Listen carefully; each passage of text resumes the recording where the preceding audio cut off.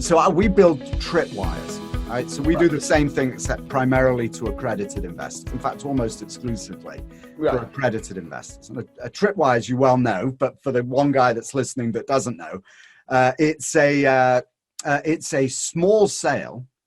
And somebody that makes a small sale early in their relationship with you is 10 times more likely to make the big purchase later down the line. Is that something that you've thought of doing, or is that $2,500 entry level kind of your tripwire? Yeah, we see 2,500 as that. I mean, I think that's the minimum, but our average investment has been significantly higher than that. And so I think that, you know, if you sort of say, you know, some people are investing 100,000 and some people are investing 2,500, you kind of get a case of where that, of how people are thinking about it.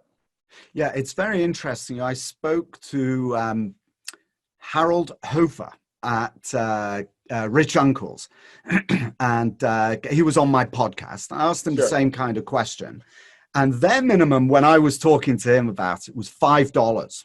I imagine that, a $5 minimum. That's amazing. And he didn't actually articulate it this way, but I thought about, what does that mean? You know, you're going after this very young group with this basically no decision really necessary. Right, it's $5 to buy real estate. That's right. What I thought, and you're on the same track, is brilliant actually. If you look at this younger audience, one of the biggest issues that people have, not biggest issue, but what they say about the younger generation, Gen X, even the millennials, is that they will never be as wealthy as the baby boomer generation, right? That the baby boomers had all this, and now it's much harder to buy a home, et cetera, et cetera. But you know what occurs to me, especially for people like you, if you have a long-term perspective, is that by getting those folk engaged now at small levels, that generation, millennial and Gen X, will inherit the wealth of the baby boomer generation.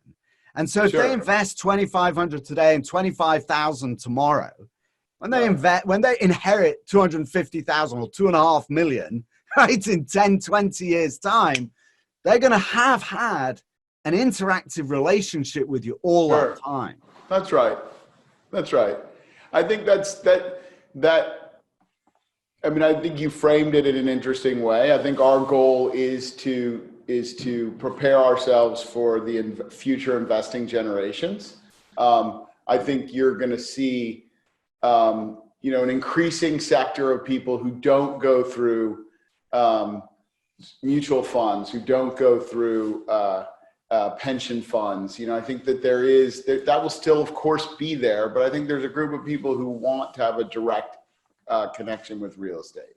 And maybe as people are not going to own as many, there are going to be as many homeowners in the future, this is a way for them to have a real estate investment while they're living in a more shared, you know, transitory kind of way. That speaks to kind of what their value system is, but they still get to have a root in real estate investment.